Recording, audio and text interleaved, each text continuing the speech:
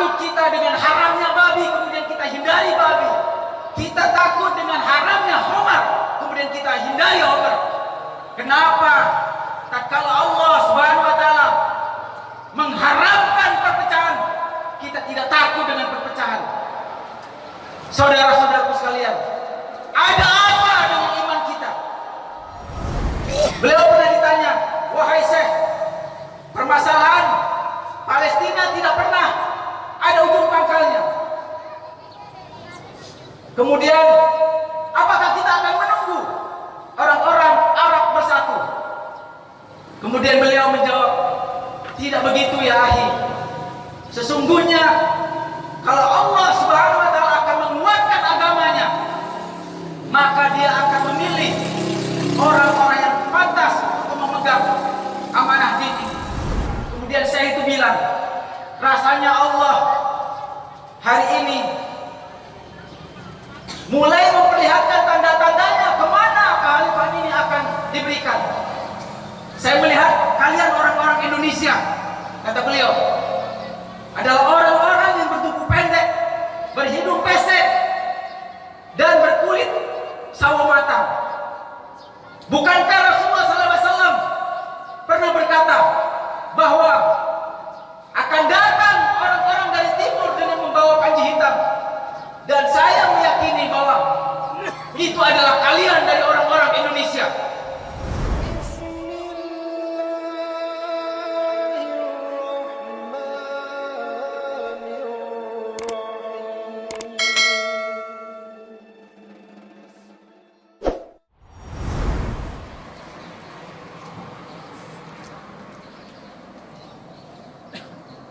Allahu Akbar, Allahu Akbar, Allahu Akbar, walillahil hamd. Kabira walhamdulillahi katsira, wa subhanallahi bukratan wa asila. La ilaha illallah, Allahu Akbar, Allahu Akbar, walillahil hamd. Innal hamdalillah nahmaduhu wa nasta'inuhu wa nastaghfiruh wa na'udzu billahi min shururi anfusina wa min sayyiati a'malina. May yahdihillahu fala mudilla lahu wa may yudlil fala hadiya lahu. Asyhadu an la ilaha illallah wa asyhadu anna Muhammadan 'abduhu wa rasuluh. Allahumma shalli wa sallim wa barik ala sayyidil mursalin Muhammadin sallallahu alaihi wasallam wa ala alihi wa ashabihi ajma'in. Ya ibadallah, usikum wa iyaya bitaqwallah, faqad fazal muttaqun. Maka Allah Ta'ala, a'udzu billahi minasyaitonir rajim. Bismillahirrahmanirrahim. Ya ayyuhalladzina amanu taqullaha haqqa tuqatih wa la tamutunna illa wa antum muslimun. Wa qala ya ayyuhalladzina amanu taqullaha wa qulu qawlan sadida yuslih lakum a'malakum wa yaghfir lakum dhunubakum wa may yuti'illaha wa rasulahu faqad faza fawzan 'azima. Qala Nabi sallallahu alaihi wasallam, innahu may ya'ish minkum fa sayara ikhtilafan katsira fa 'alaikum bi sunnati wa sunnatil khulafa'ir rasyidin al-mahdiyyin tamassaku biha wa 'addu 'alaiha bin nawajib wa iyyakum wa muhdatsatil umur fa inna kulla bid'atin dhalalah. Al-hadis. Allahu Akbar, Allahu Akbar, walillahil hamd. Kaum muslimin wal muslimah rahimakumullah, bersyukur kehadirat Allah Subhanahu wa taala atas limpahan karunia dan rahmatnya di pagi hari yang mulia ini. kita dikumpulkan oleh Allah Subhanahu wa taala di tempat ini untuk melaksanakan ibadah kita kepada Allah, melaksanakan sholat Id. Setelah 1 bulan penuh kita melaksanakan saum di bulan Ramadan. Semoga Allah Subhanahu wa taala mencatat amaliyah kita selama Ramadan sebagai amalan pahala di sisi Allah, dan semoga Allah Subhanahu wa taala senantiasa memberikan keberkahan dan keridhaannya. Amin ya rabbal alamin. Kaum muslimin rahimakumullah, hari raya Idul Fitri yang kita rayakan pada tahun ini, pada tahun 1442 Hijriah, kita laksanakan di tengah keprihatinan tentang kehidupan global kaum muslimin, kehidupan kaum muslimin di seluruh dunia. Karena sesungguhnya Islam adalah rahmatan lil alamin. Kehidupan kaum muslimin yang hari ini tidak bisa dipungkiri, mereka hidup dalam perpecahan, bergolong-golongan, berkelompok-kelompok, dan ini adalah permasalahan yang besar yang terjadi pada kehidupan kaum muslimin. Kalimat yang kita ucapkan dengan kalimat takbir, tahmid, dan tahlil sesungguhnya adalah kesatuan ucapan berupa sebuah komitmen bahwa kita siap sebagai hamba Allah untuk hidup di bawah pelaksanaan ajaran Allah dan Rasulnya. Sebuah komitmen yang kita ucapkan, dan itu diucapkan dari tahun ke tahun setiap pelaksanaan Idul Fitri. Tapi kenyataannya, saudara-saudara sekalian, apa yang kita ucapkan dari pernyataan lisan kita ternyata jauh dari apa yang kita harapkan dari sebuah komitmen yang kita ucapkan. Rasulullah Shallallahu Alaihi Wasallam menggambarkan kehidupan perpecahan kaum muslimin, dan sudah diprediksi sebelumnya bahwa apa yang kita alami hari ini terjadi pada kehidupan kaum muslimin itu sudah disampaikan oleh Rasulullah Shallallahu Alaihi Wasallam. Rasulullah menyampaikan di dalam hadisnya, la yuqadanna orang Islami urwatan. Sungguh, kata Rasulullah SAW, bahwa nanti tali Islam yang kuat itu, yang sudah satu, yang sudah sempurna, itu akan kembali berurai dan tercerai-berai. Kullaman tabatat urwah, setiap kali ikatan yang kuat itu terurai menjadi satu persatu, tashabbahan nasu billati taliha, kamu akan lihat orang-orang akan berpegang kepada bagian-bagian yang kecil itu. Saudara-saudaraku sekalian, kaum muslimin rahimakumullah, hari ini kaum muslimin berpegang kepada ajaran Allah, bukan lagi kepada satu bagian yang utuh seperti yang digambarkan oleh Rasulullah.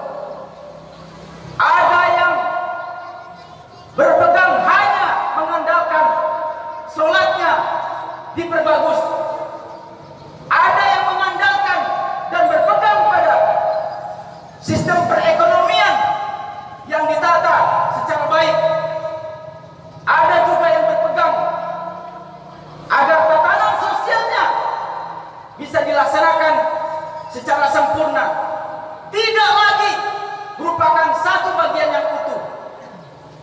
Mereka, kata Rasulullah, akan berpegang kepada bagian-bagian yang kecil itu. Kemudian wa awaluhunna naqdul hukmu, awal kehancuran dan terurainya ajaran Islam itu diawali, kata Rasulullah SAW, naqdul hukmu, dari masalah kekuasaan Islamnya, kesatuan Islamnya, wa akhiruhunna as-shalah, dan yang terakhir yang akan hancur dan akan terurai adalah salatnya. Saudara-saudaraku sekalian, hadirin, salat Id rahimahullah, dari apa yang disampaikan oleh Rasulullah SAW kepada kita, cukup kita mengerti bahwa awal permasalahan kehancuran tatanan Islam itu dimulai dari sistem kesatuannya yang hancur, saudara-saudaraku sekalian. Bukan ekonominya dulu, bukan sosialnya dulu, bukan sholatnya dulu, tetapi sistem kesatuannya, an-naqdul hukmu. Dikomentari oleh seorang ulama yang bernama Abdul Karim Az-Zaidan. Beliau menyatakan bahwa an-naqdul hukmu adalah perangkat kekuasaan Islam yang sesuai dengan manhaj Islam, di mana dibutuhkan adanya seorang khilafah, seorang khalifah, dan sistem khilafah yang berjalan. Itu dulu yang akan hancur. Dan nanti, kata Rasulullah SAW, setelah kekuasaan Islam hancur, kesatuan Islam hancur, yang terakhir yang akan hancur adalah sholatnya. Kita dulu pernah mendengar dan pernah kita mengalami perbedaan antara usolli dan tidak usolli, kunut dan tidak kunut. Sekarang, saudara-saudara sekalian, hancurnya sholat kita masuk ke ruang-ruang kecil. Sholat diberi jarak 1 meter. Ini adalah sebuah kehinaan, bukan sebuah kebanggaan. Karena ini memang sudah diset oleh musuh-musuh Islam agar Islam tidak punya wibawa. Kita dulu dibiarkan berpecah belah, mempermasalahkan usolli dan tidak usolli, kunut dan tidak kunut, basmalah dan tidak berbasmalah. Hari ini sholat kita bahkan dihancurkan sampai ke ruang-ruang yang kecil, diberi jarak 1 meter, setengah meter, na'udzubillah min dzalik. Dan ini menyangkut sebuah harga diri, sebuah marwah bagi kehidupan kaum muslimin yang tidak berada dalam kepemimpinan yang satu, sehingga mereka mudah dipecah belah dan diporak-porandakan. Hari ini kita rasakan, saudara-saudara sekalian, kepedihan kita bukan saja kita rasakan di negeri kita, di Indonesia, tapi kepedihan ini juga dirasakan oleh kaum muslimin di seluruh dunia tentang permasalahan yang disampaikan oleh Rasulullah SAW. Islam yang tidak berada, kaum muslimin yang tidak berada dalam sistem kesatuan, dia akan lemah. Kaum muslimin yang tidak berada dalam jamaah, maka dia akan mudah dilumpuhkan. Dibutuhkan kesatuan bagi kepemimpinan kaum muslimin di seluruh dunia, sehingga tidak lagi kita menjadi lemah, tidak kita mudah diinjak-injak oleh orang-orang yang tidak senang kepada tatanan ajaran Islam. Kaum muslimin dan muslimah rahimakumullah, Rasulullah SAW menyampaikan di dalam hadis yang saya bacakan tadi, untuk kita ingat dan kita camkan, ada sebuah wasiat yang disampaikan oleh Rasulullah yang dilupakan oleh banyak kaum muslimin di seluruh dunia ini. Rasulullah menyatakan, innahu may ya'ish minkum fasayara ikhtilafan katsiran. Sesungguhnya nanti kalau kalian mempunyai umur yang panjang, kata Rasulullah, kalian akan melihat banyak terjadinya perselisihan. Kita bisa alami hari ini. Selama usia yang ada di kandung badan kita, kita belum pernah menyaksikan umat Islam bersatu. Yang ada, umat Islam berselisih, bukan saja berselisih, tetapi sampai kepada perpecahan yang mengakibatkan kaum muslimin hidup bergolong-golongan. Padahal perpecahan ini adalah sesuatu yang diancam oleh Allah dengan azab dan neraka. Ini yang tidak disadari oleh kaum muslimin. Takut kita dengan haramnya babi, kemudian kita hindari babi. Kita takut dengan haramnya khamar, kemudian kita hindari khamar. Kenapa? Tatkala Allah Subhanahu wa taala mengharamkan perpecahan, kita tidak takut dengan perpecahan. Saudara-saudaraku sekalian, ada apa dengan iman kita? Ada apa dengan panggilan hati kita? Sehingga tidak segera kita tergugah untuk menghindari perpecahan dan mencari kesatuan bagi kaum muslimin. Kepemimpinan yang satu yang bisa menyebabkan kaum muslimin ini menjadi kuat dan punya kewibawaan seperti yang disampaikan oleh Rasulullah SAW. Fa'alaikum bisunnati, kata Rasulullah, maka hendaklah kalian berpegang kepada sunnahku. Ini wasiat yang pertama yang disampaikan oleh Rasulullah. Jika terjadi banyak perselisihan dan kita banyak menyaksikan perpecahan, hendaklah kalian berpegang pada sunnahku. Kemudian wasiat yang kedua yang disampaikan oleh Rasulullah adalah wasunnatil khulafa'ir rasyidin al-mahdiyyin. Wasiat yang kedua adalah hendaklah kalian berpegang kepada sunnah kekhalifahan. Kalaulah Rasulullah mewasiatkan sunnati, itu sudah cukup dan tidak menyebut lagi wasunnatil khulafa'ir rasyidin al-mahdiyyin, dan itu sudah dianggap cukup. Saya kira Rasulullah tidak akan menyebut sunnah para khalifah. Kenapa sunnah para khalifah ini disebut? Karena kepemimpinan kekhalifahan itu tidak dipraktekkan oleh Rasulullah. Rasulullah mempraktekkan kepemimpinan kenabian, kepemimpinan yang dibimbing langsung oleh wahyu Allah dengan turunnya ayat-ayat Allah. Sunnah kekhalifahan ini yang harus diikuti oleh kaum muslimin, dan itu dilupakan dan tidak diindahkan oleh kaum muslimin, sehingga terjadi apa yang kita alami saat ini. Dan kata Rasulullah SAW, wa iyyakum wa muhdatsatil umur, hendaklah kalian menghindari sesuatu yang diada-adakan. Fa inna kulla bid'atin dhalalah, karena sesuatu yang diada-adakan adalah sesat.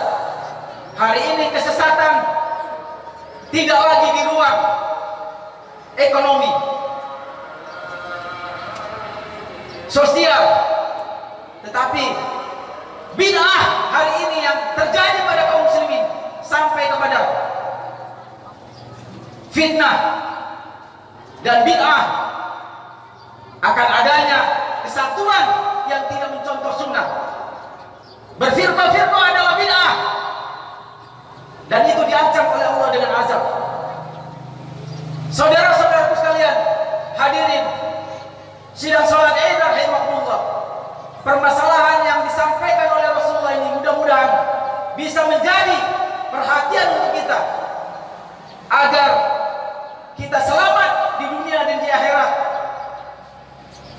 Allahu Akbar, Allahu Akbar, walillahil hamd. Kaum muslimin dan muslimat rahimakumullah, tanda-tanda akan munculnya kekhalifahan di akhir zaman sudah diprediksi oleh Rasulullah, dan itu pasti akan terjadi. Seorang Syekh Abu Bakar Al-Awawidah, seorang ulama Palestina, pernah mengomentari munculnya kekhalifahan di akhir zaman. Beliau pernah ditanya, wahai Syekh, permasalahan Palestina tidak Kemudian apakah kita akan menunggu orang-orang Arab bersatu? Kemudian beliau menjawab, tidak begitu ya akhi. Sesungguhnya kalau Allah Subhanahu wa taala akan menguatkan agamanya, maka dia akan memilih orang-orang yang pantas untuk memegang amanah din ini. Dahulu kata beliau, awal kejayaan Islam ini dipegang oleh orang-orang Arab. Rasulullah, Khulafaur Rasyidin dan Bani Umayyah. Kemudian setelah mereka selesai dan dicabut oleh Allah, maka dilanjutkan oleh orang-orang dari Bani Abbasiyah, dari Persia. Selesai mereka, karena terjadinya penyimpangan-penyimpangan, diangkat oleh Allah, kemudian dilanjutkan oleh kekhalifahan yang ada di Kurdi, yang kita kenal, yang sangat populer, yaitu Salahuddin Al-Ayyubi. Selesai dan terjadi penyimpangan-penyimpangan dari keturunannya, dilanjutkan lagi oleh orang-orang Mamluk di Mesir. Selesai dan dicabut oleh Allah, kemudian dilanjutkan oleh orang-orang Turki Utsmani. Kemudian saya itu bilang, rasanya Allah hari ini mulai memperlihatkan tanda-tandanya kemana kehalifan ini akan diberikan. Saya melihat kalian orang-orang Indonesia, kata beliau, adalah orang-orang yang bertubuh pendek, berhidung pesek, dan berkulit sawo matang. Bukankah Rasulullah SAW pernah berkata bahwa akan datang orang-orang dari timur dengan membawa panji hitam? Dan saya meyakini bahwa itu adalah kalian dari orang-orang Indonesia. Saudara-saudara sekalian, hadirin sidang Jumat rahimakumullah.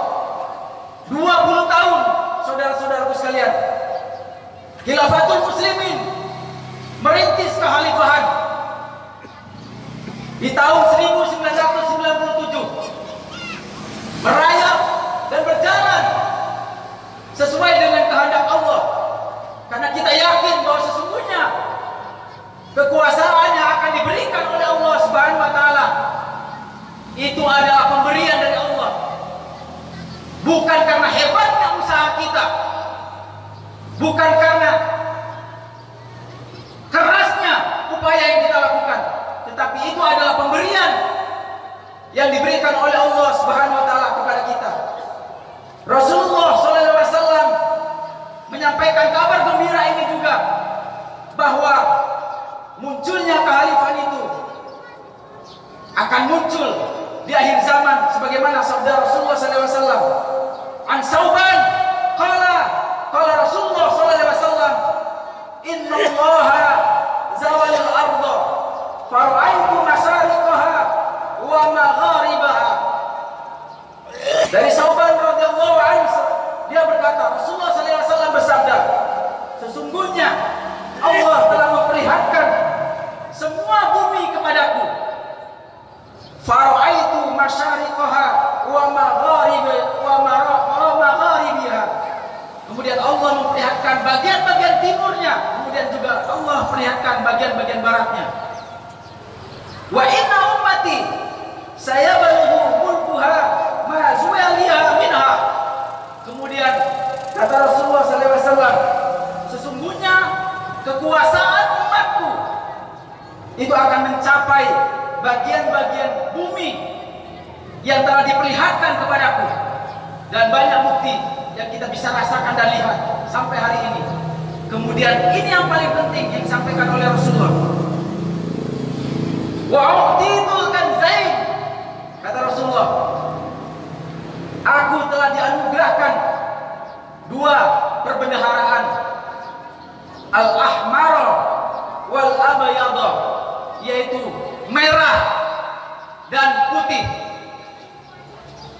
Merah dan putih ditafsirkan oleh para ulama, dan sebagian para ulama menyatakan bahwa merah dan putih itu adalah tanah air Indonesia, yang sudah disampaikan melalui lisan Rasulullah bahwa kepantasan di dalam membawa misi kehalifan ini itu akan ada dan akan muncul Indonesia. Saudara-saudaraku sekalian, hadirin sidang salat Id rahimakumullah. Hari ini kekhalifahan sudah hadir di tengah-tengah kita.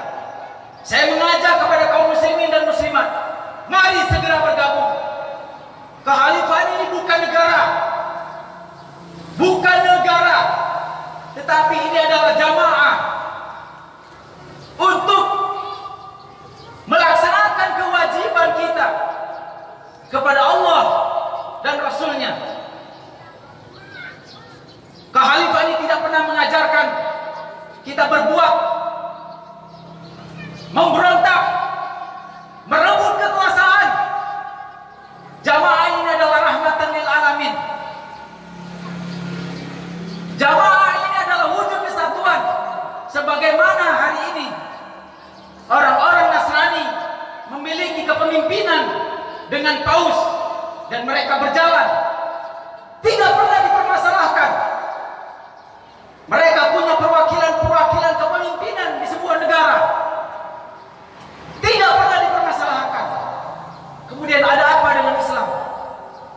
Ingin mewujudkan kepemimpinannya yang satu,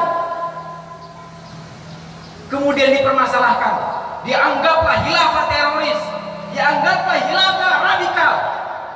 Dan ini, saudara-saudaraku sekalian, adalah konspirasi tingkat tinggi yang dilakukan oleh musuh-musuh Islam dalam rangka menghambat ajaran Islam dan jayanya kaum muslimin sebelum terjadinya hari kiamat.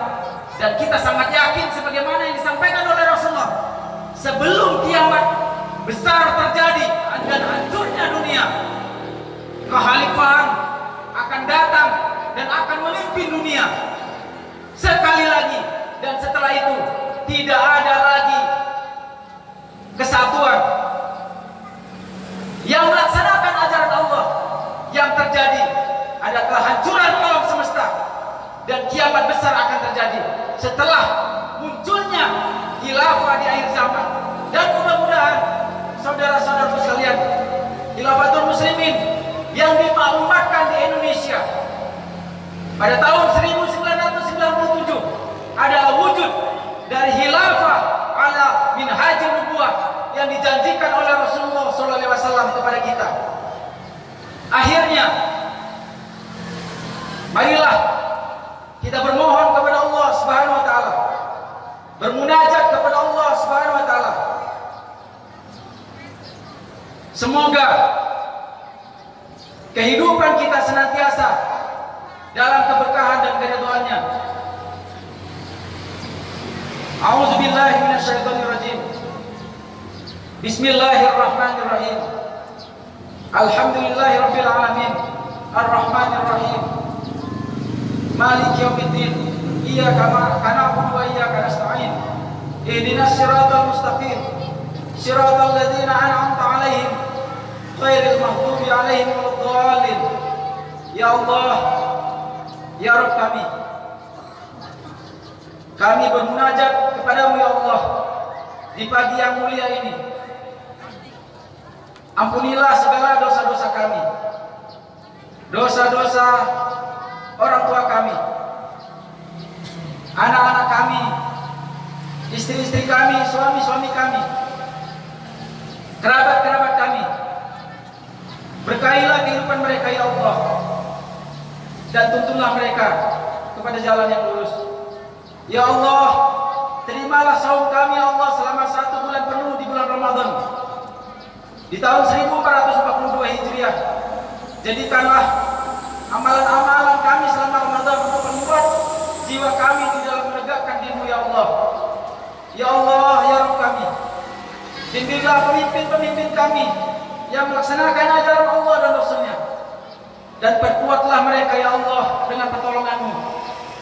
Ya Allah, ya Rabb kami sangat bermohon ya Allah, semoga jamaah dan kesatuan kaum muslimin bisa terwujud, sehingga turunnya rahmat dan mahfirah-Mu ya Allah. Ya Allah, ya Rabb kami, ampunilah dosa kami. Rabbana la tu'ahidna in nasina aw akhtana. Rabbana wa la tahmil 'alaina isran kama hamaltahu 'alal ladzina